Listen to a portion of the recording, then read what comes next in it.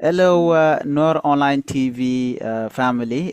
Mal ken yam kien era mala wuka yene diala kontin bane gwichire jam ke jan gwasame takel kona gadan mi panan ke musician mi tour jan share request ke di de mi jidid mi paye kamrar ko jala gorno don de ko right ke kwide ka ta di de mo kie de kon latta danen che di de mo che de kamrar ke je ngut akan kono tiket ti diala konti bu kon kala jen gwasme mi jira ma jidit kan online tv de jokono jen der subscribe ka der jen nyag ba kan natin ko ken ko de rwanya de kula jika gwa chan ben ka damandan panan gore jen o brodo lanay kenyam ani len rodne Okay, yemenam de lar slot.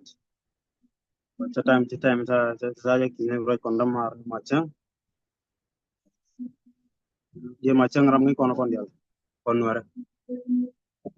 Kan nga jalong go nan ka ba de ki Ethiopia. Lakin sa kul ga ko wa man. Machang nga jalo wal ni ki Ethiopia. Ye jo ki chodan chala wala zilzala monak. An ki chotor ga. Kan la jala ki stage name. Wala zilzala monak lakin ka shin wara chala mach pita. Ye no chodan. okay gwaye shodu shwale zilzala manaka ne jan Zilzala, okay Amazala, okay amazala Alzilzala. okay zilzala manala wala ma mini lara go Monak, Monak, Alzilzala, Monak. okay alzilzala manak anen Eh, all right dia je shi tok nuer dia je shi arabic ke puch Jitung Arabic. all right should surely much you know Salamat kita. okay much peter go achlote the long brother ko she ben ka live ka ke live video go some tortu gujene bi gore je bi kan bajala de check you know to gene en tor ki nguno go je no bi jine tuer ka jema Kartu aja ke 2020. Aku mau orang yang sana tu. 2020 ka kakuma ke nguno go je no bi twarone Oke, dia tu orang dia tu ngomong, tu orang dia di lokro, di lokro. Ya, kata di jaga dar orang. Si mesti di kamera ni nak cuma. Beram je kalau dia jadi dia mah. Orang dia je kalau dah. aka jin me to ko twarte garam gurni je shet ko dong mala ja lingi kane ti ko kien kie te mission no ka tuere de kur goro te ka tuer mu gurni je mi jagji ko to bi jina panan kie bi jowdo bi jogor kie ta dan en to bule lede ka je ti ka tuer mi mo guri Oke, nomor ada tin dia lah dong si torgoro cikai dol ka dong mele. Yan chen mele rapor. Again nokan ya torme. En ram si dit gua kamera. Dir ma bang no. Kamera. Yan no ram dir ma ba. En te din gua me ya kamera ram bang no. okay gwayelung ka jin ala toru te ka category men dien a jin dancehall a jin e parties a jin R&B ke dundu men dien reggae men dien music dien ladimo category men titen Afrobeat kana R&B. Lakin any type of music. Mi sa gor ba le ba long as any type of music. Naga R&B kana Afrobeat. hello music laditem afrobeat and tem ke jan time me Jana. gwaye mo Kita gwala ngomong lakin tedin ama piano mo ba kamera. oh I'm a piano okay me bukora ye kwiden tem didn't I'm a piano wale afrobeat Ama piano jayen koro ikire jan time la. Okay. Ka chamo gwalong. Ka dida ame piano mo raje ka kwingu ka chan kurai ke ken ka jen dida jidida pa kamrare. Mishi kon gwada jigbu kon rai ka did kute kon de shewe. Mene kon lat dida me mene men raje ka kwide mene gurno baling. Raje ka kwingu ka eno ka ngu chak jamo. They did mo dia a love song. love song yana. La title chale give me your time. La chite nyam gor ne pale jo give me your time ya. Anta kam jara ngedi. Give me your time ala chere ko moja ka gwad mi mo kula gore je la gor wala just gor je la shek Lo mo da gor je la gen pale jo mo ka time ko ra je. o tam biya ko rai ke je biya ko decide on medera shek lum ni jen Ne gor. gor jen oh ka tam ka jinti ke bi kwenen nyamo ke di da wala just for entertainment. Ai mo time ko la tiki di don ko lo jo ba ko. Eh Okay, cái dân chỉ cũng một cái time mình thấy mà đi chơi chơi liền, cái dân qua chơi chơi liền anh đi đó mà. ai kana no mo da gen lo ko lo mo. Oh, Mo qua lo. Okay, mình đã điền jin ti cái YouTube channel mi ba giờ tin cho cái đi đó mà chỉ giờ release, chỉ giờ camera chỉ là cái YouTube channel.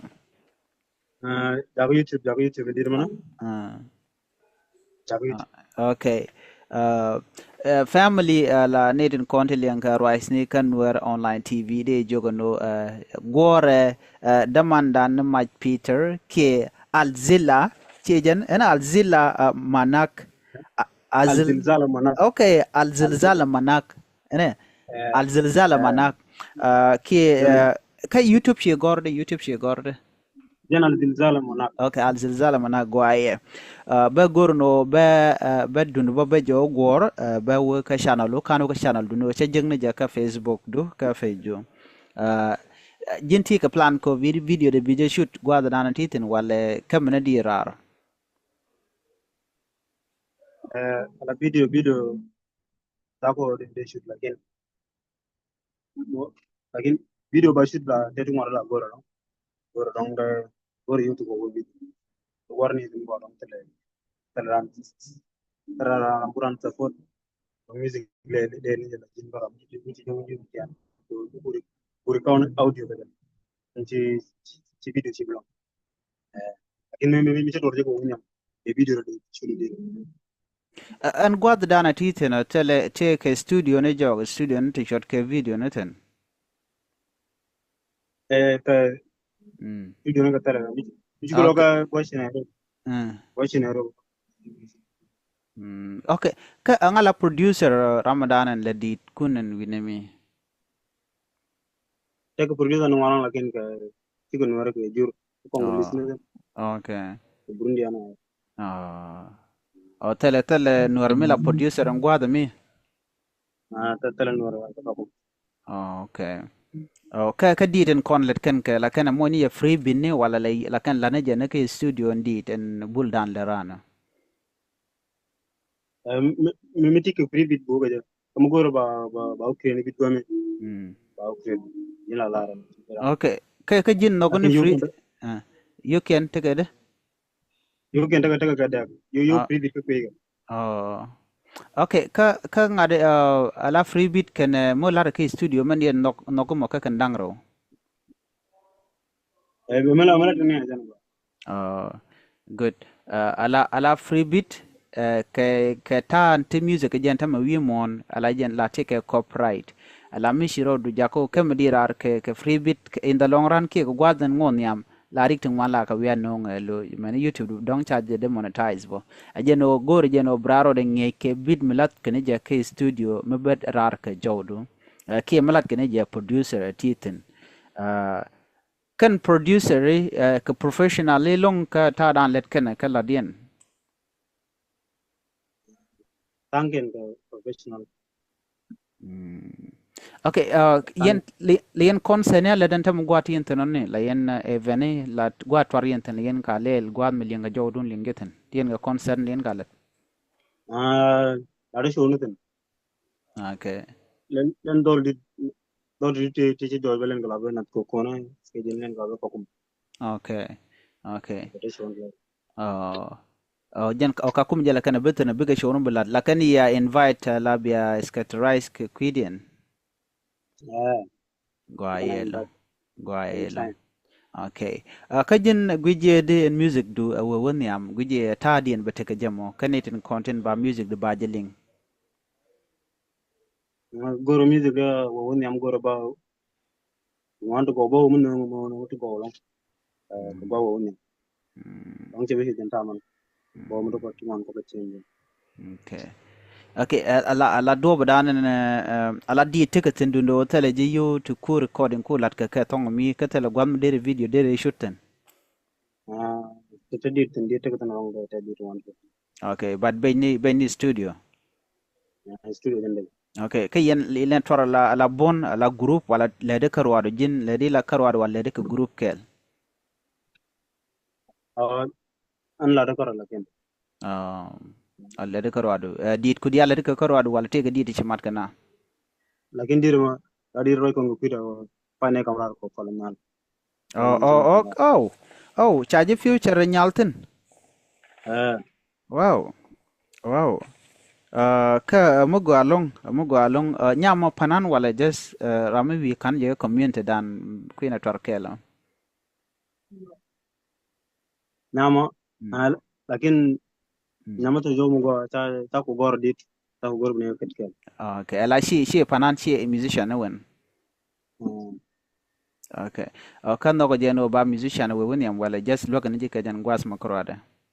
no ko no ko Okay. Gwa yelong. O ngeji je no ka go on. nama shino Oh. shino re ne Uganda Oh, dit ka dien ga to dien etok English wala etong nat. te tung nur ten ken English Okay, kanya mo kule ken gwada dien keden to kawai ne wala keden to nwere. te goto ko wani ko goto nur to mi chale Okay, o chi nge jo. aja changi Okay, ka wi go along. Amu go along de jin encourage no wer ka woni am kon tam lat kon di de makaro ada kan kono ka dit kutin koni kamra nga jenu ala kam di rar beche long ki tugran ka je. Mr. Ji support la beje. Aji mena tike na me en community dan tere wajen duni shunga yakel shet ko ku kan di de kam yen karar ku kan ya support antama. Ku kan ya support edin kun. tala me sunga na kel Alo beje long aran karo ade en mandan hon no bi music de bi lat. ran kara hona Magwa jeno biarushum ala antama men bi ngaj ala rei widan antama kone kon lan wuri ala cha kon da kareo you know take Canadian content na kani gospel Canadian content dong kwaji secular music kwa support ala kon cha kon da nyoden je kono cha kon da ga lung antama wide ko ken Canada but ka kon wer chi koran badaga no titi chi katel yang no kot kete ko ken tel yang no kot so and music and ana lat ke agan wer she je goye dung do o chi community chi kana chi kan ga support de jogo no shu ge pap goro no jin bo woniam ko bi music du bi jaka jaka mugwa anyok bode ye encourage no yen ga dial to gwa the mi lada kel laboro du ne chome lada to go anyok ko video ko du dere goro no ala video shang bi ja shurik nowadays shi ngada gor shi kamram di chi goro ne mo balu bi shoot ko ngo time wenejan bilat chang la di ke mobile and video ke shudi ke mobile tele problem miti ke mobile mo gwa miti ke color ajin tugula to ko ji bilim no bi ko no shoot ko Hollywood bu ko no just to ka motor te ke jimo motor te ke jimo ajin bi kula wo ni am ko jamo ne di do ne me ba link da ba je share kana kon di ala kon ngi kon gwa se me ko bi kan di bi kan o je ka dong de kana lo ka ku subscription ka no money shilode te gumde larne ten contingwe ke video ma la video te content ke ka interview ma ka ta music do temde larke your fans sama de la gri junga ya YouTube ya dit one de ko jogolong indra ga okay they can also put YouTube gwa thank you ba gorno dong bu kon nyogo jeg nyok ke live video do dien ka baji interview gor jano badit ko ten content gwa mi ba ko link ko kan ka link kandit ku ba ko kono link an baji nyoko shol nyok interview do dien ka jin te ke di do dien me berar ka kor gwasen be. Bidin mo dong berar tek din ta gor la Okay. guru berar All right. ta te ne kol le ta ta dol gor ta gaban Okay. Okay, gori intama. Gori ka kakuma. eh Okay, ka ta gorka kene music already tedi chaje di apen na gwarantama. eh We gwa. gwa gwa Okay. ko ka manis yan Okay. e tem dol gor ben bitinan dol gor mi ta dol gor gap dong yan be dit kol kam ra Gwa thank you shilore te the long ani bukon jek shang dodien ba gorno ba ka ngaradu ka YouTube channel lu gor jano ba je wo share connecting content go ka kon gwasema eno bete kamal bukon nyoko jek ka shang dodien ka interview dodien. gwa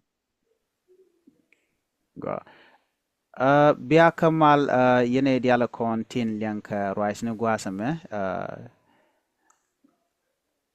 gore jano ba rai kaya ko de kon rai ni ti de kon kanyo akel gwaye okay biya kamal gwas men gore no banyo ga yakel gadan ni Mach Peter gore jano de kon shonga jakel ala riudan kon warshi ko dan support me ku koran support dara mo go along dara gat kon dial dere ka lokten kon la panani ki musician ni la support en kam ko ke jala na kulawo be na kula nang niam mishi kon ka support tel do mi bika woni am ka je ka kuje mo de jogono ya ka video description gor jano biya subscribe ko dunda ani biya ta kamal bana nyogo je kam do dien bye bye